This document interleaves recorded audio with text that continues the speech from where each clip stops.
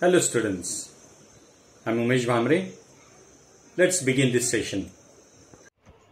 History, lesson number 2, historiography. We are going to go today to the first part, which is Indian tradition. Let's see the historiography in the ancient period.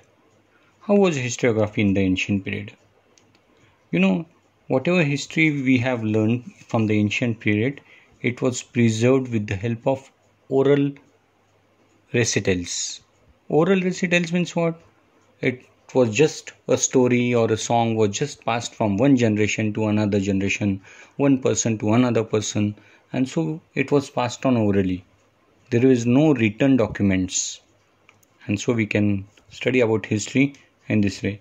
Just take an example of some songs, povadas or folk tales or folk songs. This way the history started spreading from one person to another person.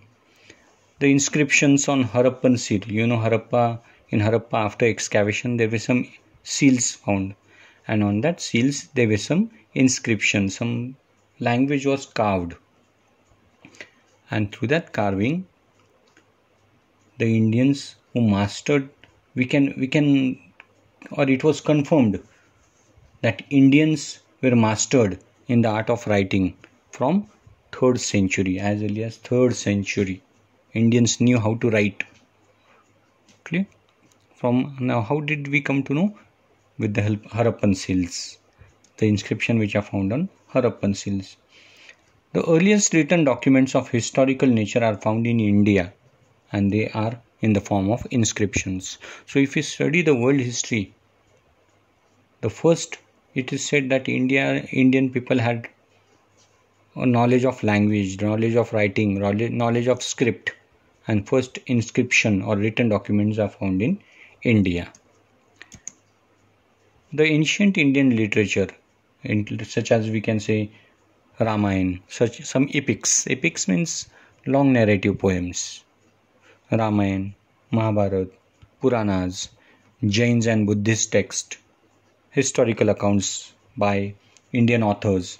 Some foreign people who visited India also has written some things about India at that time, and so these are also important resources of India, of history. Clear? If you see the portraits, right, realistic picture of social life, of economic, political, religious and cultural life during king's time, we come to know how did the king live, right? How was the economic or how was their political way. If you see the picture of the palace or picture of the king or the religious things or cultural, we come to know exactly how was history during that time, or how did people live, how was their way of language, their way of behavior, custom, culture, traditions. We come to know through these portraits, through the pictures. And for example, if you see King Harsh biography, right? King Harsh biography. What is the name of that biography? Harsh Charitra, which was written in 7th century by Banabhatta. Banabhatta has written King Harsh biography, and this also proved a big example in front of ancient history. And from that history, we come to know how was the past, all the culture, traditions, everything we come to know about the history in India. Let's see, these are some of the pictures of Harappan seals. You can see different seals here with different pictures. Most of the pictures were of crops and animals and hunting. And there is also some inscription. We cannot read it, but some inscriptions were written there, right? In some language, in some script. Today we follow Devanagari script, right? In Marathi and Hindi we follow Devanagari script. At that time also they might be following some scripts. Next is, after ancient period came the medieval period, right? In this medieval period, again India, there were many examples found in India, like Raj Tarangini, which was the history of Kashmir, which was written by Kalhana in 12th century. It also shows a clear concept that Indian people were ahead in modern historiography. There were some people during the King's period, some Indian authors as well as some foreign travelers who wrote about India, like Tariq-e-Firuz Shahi, which was a book written by Ziauddin Barani, and he has written, right, the purpose of historiography in his book. According to Ziauddin Barani,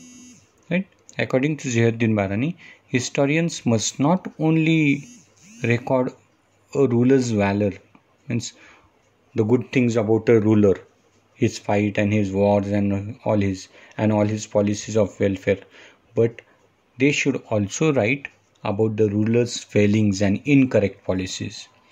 Right? Ziauddin Barani was right, because the authors or the people or the writer who were in the king's kingdom, right, in the kingdom, they wrote only good things about the king, about the wars, about good policies, about the welfare of the king, how good things he did. But they did not write the failures of the king, incorrect policies of the king. So Ziauddin Barani said that all these incorrect policies or the failings, or why did the kingdom fail, or how did it come to extinct, everything should be added in history. Next point is the autobiography of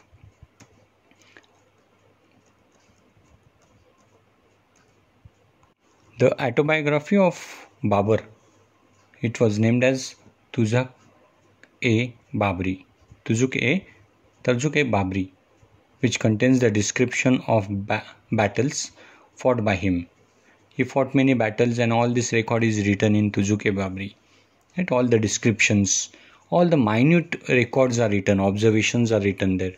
When he visited different regions in the world, different cities, so he has written about that cities, for how was the local economy, how were the customs, flora, fauna, and all the things, right, when he visited during his period.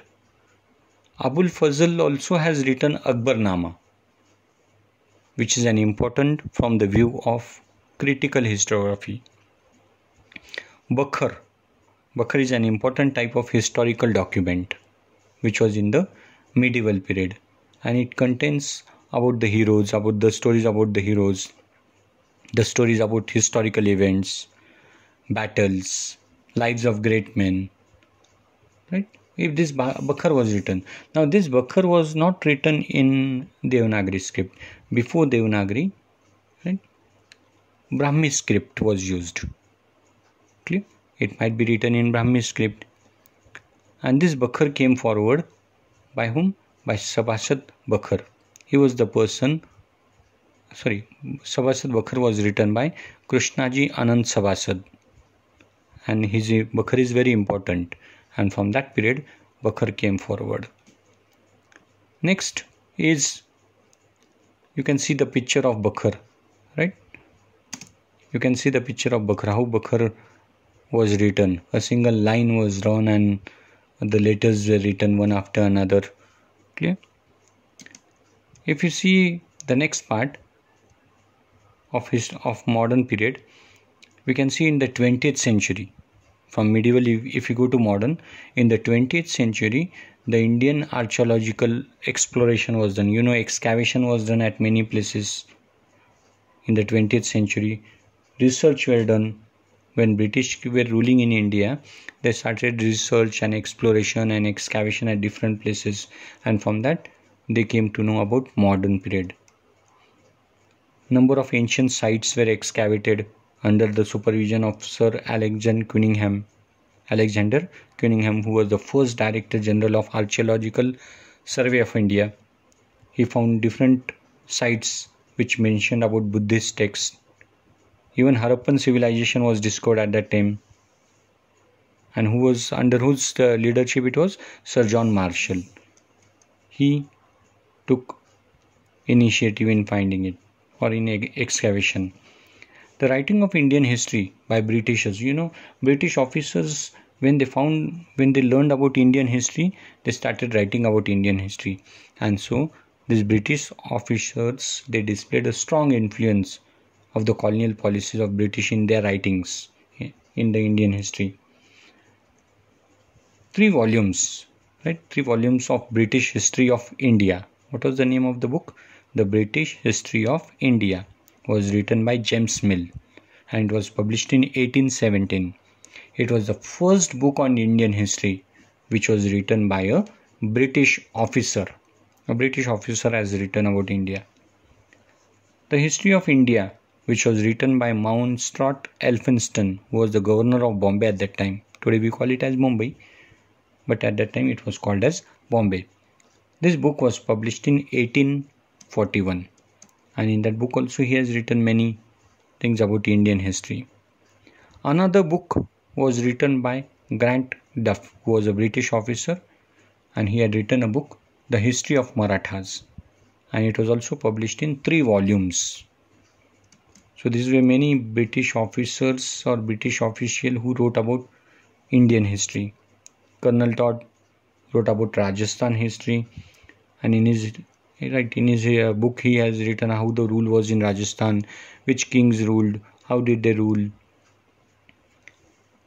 Another British officer was William Wilson Hunter. He has written 2 volumes about the Indian history, which showed an impartial treatment about the country. Right? Some officers really wrote how was the condition of India, and some wrote against the Indian rule or against the Indian people. Okay? If you see Harappan civilization, the picture of Harappan civilization, we can see that after excavation we could find the city, how the city was arranged, how the houses were arranged in a proper way. Okay? This is a copper plate which was found after excavation. There are some inscription in some language and even some pictures. This inscription and picture also tells us something. So the historians, when they learned about this copper plate and the inscriptions, they came to a conclusion that this copper plate, right, was found at Sohagura, which is in Uttar Pradesh. This copper plate might be made during Mauryan period, right, during Maurya king or Maurya dynasty. This inscription, whatever was inscribed on this plate, is in Brahmi script, right? Brahmi script. There are some symbols like tree enrailing, mountain, which are punched marked, right? These are punched marks. Might be molds were used for inscriptions, or might be some punchings were used for marking. Even there were some pictures like structure erected on 4 pillars, and historians say that it might be a granary where all the grains used, right? The kings or the people used to store the grain in order so that they can distribute it very carefully. So it might be a picture of a granary. Means by this copper plate, the historians came to a conclusion that precautions were taken by those people also. Right? For what? If during the time of famine, how the granary should be, how the grain should be stored, how the grain should be distributed.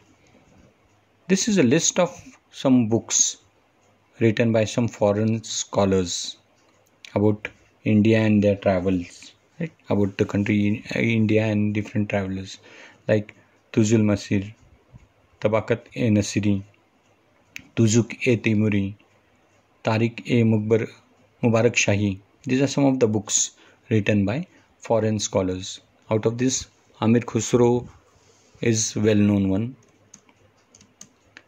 These are some of the foreign travelers who visited India. Ibn Battuta, Abdul Razak, Marco Polo, Niloko Conti, Barbosa, Domingos Pais are some of the foreign travelers who visited India, and they have described India in their words during that period when they visited.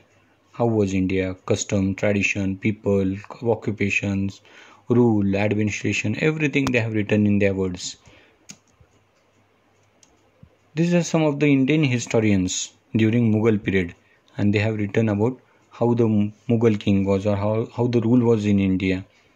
And the names of the historians, Indian historians are Ishwar Das Nagar, Bhimsen Saxena, Kafi Khan, Niccolo Manussi. We'll complete the table. On A side there are some authors given, and on the B side you have to write the names of the books.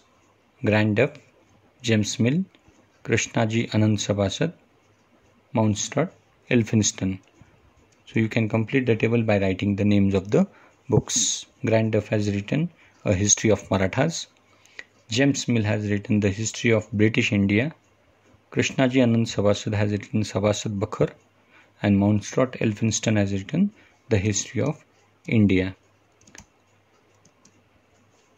In this lesson, we can club out an important question: comparative study between ancient, medieval, and modern history. This is the important question from this lesson. And you can also go through this important link which can throw a good light on this lesson. Thank you, dear students.